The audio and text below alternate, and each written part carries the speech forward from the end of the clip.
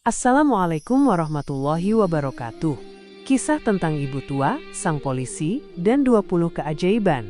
Sebelum kita melanjutkan kisah yang penuh liku dan keajaiban ini, mari kita bersama-sama menuliskan sholawat di kolom komentar sebagai ungkapan cinta kita kepada suri tauladan kita, Nabi besar Muhammad SAW. Semoga rahmat dan syafaat beliau senantiasa tercurah kepada kita semua.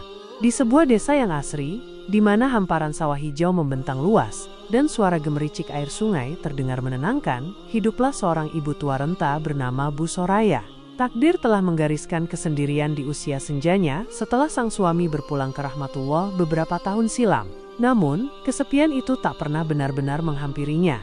Sebab ia memiliki seorang putra sematawayang yang menjadi pelita hidupnya, seorang pemuda gagah bernama Rizky yang mengabdikan diri sebagai anggota kepolisian di kota terdekat. Kondisi ekonomi yang serba terbatas tak pernah memadamkan semangat Bu Soraya. Setiap hari, dengan langkah tertatih namun penuh semangat, ia menjajakan nasi kuning buatannya di pasar desa. Aroma harum nasi kuning yang dibungkus daun pisang itu selalu menggoda selera para pembeli. Rizky, sang anak tercinta, tak pernah absen membantu ibunya. Setiap subuh, jauh sebelum sirene kantor polisi berbunyi, ia sudah bangun, dan dengan telaten membantu Bu Soraya menyiapkan dagangan. Ia membungkus nasi, menata lauk pauk, bahkan tak jarang mengantar ibunya ke pasar dengan sepeda bututnya. Kehangatan kasih ibu dan anak ini menjadi pemandangan yang lazim dan menghangatkan hati di pagi hari desa itu. Namun, roda kehidupan memang berputar tak terduga. Suatu siang yang terik, saat Bu Soraya tengah melayani pembeli di lapaknya, tiba-tiba tubuhnya oleng dan ia jatuh pingsan. Kepanikan seketika melanda pasar. Beberapa tetangga yang sigap segera membawa Bu Soraya ke rumah sakit terdekat. Setelah diperiksa oleh dokter, kabar mengejutkan sekaligus membingungkan itu disampaikan. Bu Soraya hamil. Bagaimana mungkin seorang wanita yang telah melewati masa suburnya mengandung? Dokter dan para perawat saling berpandangan, tak mampu memahami fenomena yang terjadi di depan mata mereka. Kabar itu dengan cepat sampai ke telinga Rizky di kantor polisi. Mendengar ibunya sakit, ia segera meminta izin untuk menjenguk. Setibanya di rumah sakit, ia langsung memeluk ibunya erat, menanyakan keadaannya dengan nada cemas. Namun, kebingungan dan keterkejutan tak dapat disembunyikannya saat mendengar vonis dokter. "Ibu hamil? Bagaimana mungkin?" tanyanya lirih, matanya mencari jawaban dari wajah keriput ibunya. Bu Soraya hanya bisa menuturkan mimpinya yang aneh, tentang seorang berpakaian serba putih dengan wajah teduh yang mendatanginya dalam tidurnya. Berita kehamilan Bu Soraya bagai gelombang kejut yang mengguncang ketenangan desa. Mulut ke mulut, dari warung kopi hingga pos ronda, cerita itu menyebar dengan cepat, membawa serta berbagai macam interpretasi dan prasangka. Pikiran-pikiran liar dan tak masuk akal mulai bermunculan. Bisik-bisik sinis dan tatapan curiga tertuju pada Rizky. Tak sedikit yang tega menuduhnya sebagai penyebab kehamilan ibunya sendiri. Fitnah keji itu bagai duri yang menusuk jantung, merusak citra baik Rizky dan mencoreng nama keluarganya. Kabar miring itu akhirnya sampai ke telinga atasan Rizky di kantor polisi. Tanpa melakukan investigasi yang mendalam, tanpa memberikan kesempatan Rizky untuk membela diri, sang bos polisi memanggilnya. Isu sumbang tentang hubungan terlarang dengan ibunya telah mencoreng nama baik institusi kepolisian.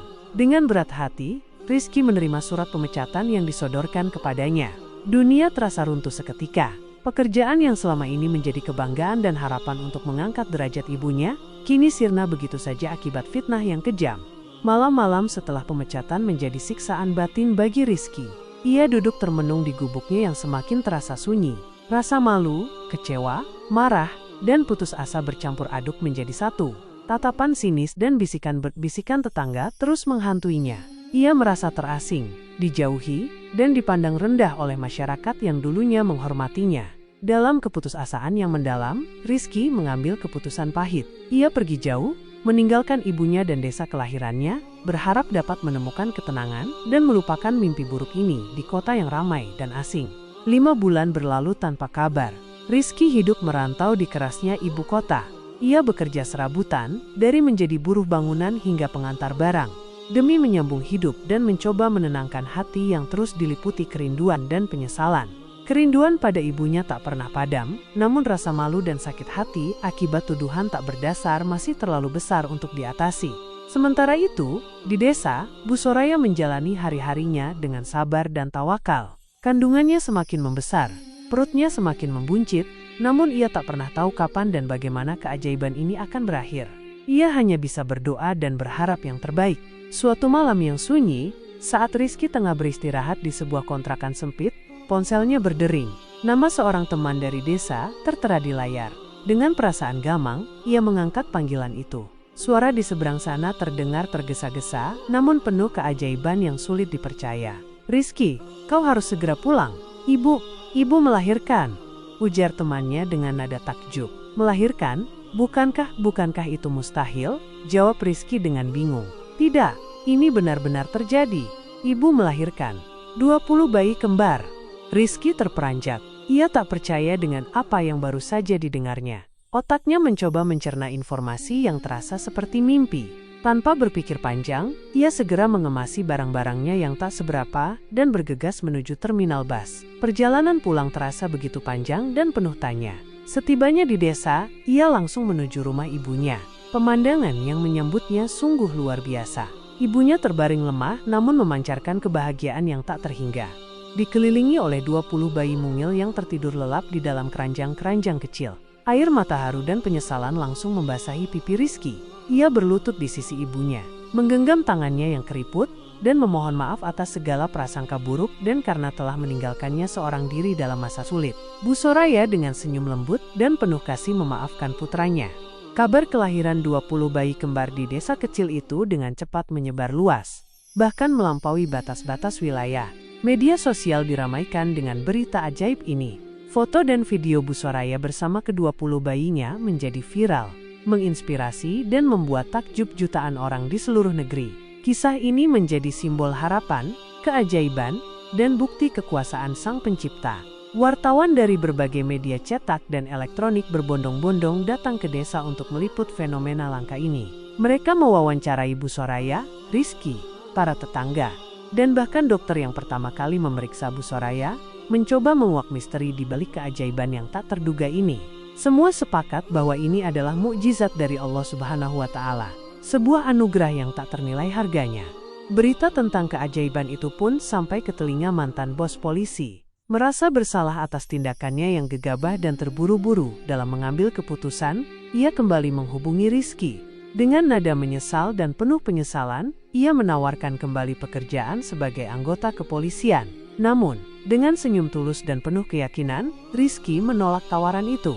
Hatinya kini telah menemukan kedamaian dan kebahagiaan dalam peran barunya sebagai ayah bagi ke-20 adik kembarnya. Ia merasa inilah tugas yang jauh lebih mulia dan membahagiakan. Ia ingin mencurahkan seluruh kasih sayang dan waktunya untuk membesarkan anugerah ilahi ini dengan sebaik-baiknya. Desa yang dulunya sunyi kini menjadi ramai dikunjungi orang dari berbagai daerah yang ingin menyaksikan langsung keajaiban tersebut. Rumah Bu Soraya tak pernah sepi dari para peziarah yang ingin melihat ke-20 bayi kembar itu. Kisah Bu Soraya dan ke-20 bayinya menjadi inspirasi bagi banyak orang, mengajarkan tentang pentingnya kesabaran, kepercayaan kepada takdir, dan bahaya prasangka buruk. Sebuah bukti nyata bahwa keajaiban itu nyata dan bisa datang kapan saja dari arah yang tak pernah kita duga. Demikianlah kisah tentang ibu tua, sang polisi, dan 20 keajaiban, sebuah perjalanan hati yang penuh ujian, kesalahpahaman, namun berujung pada kebahagiaan dan keajaiban yang tak terhingga. Semoga kisah ini dapat menginspirasi kita semua untuk selalu berbaik sangka, bersabar dalam menghadapi cobaan, dan senantiasa percaya pada kebesaran dan keajaiban Allah Subhanahu wa Ta'ala. Wassalamualaikum warahmatullahi wabarakatuh.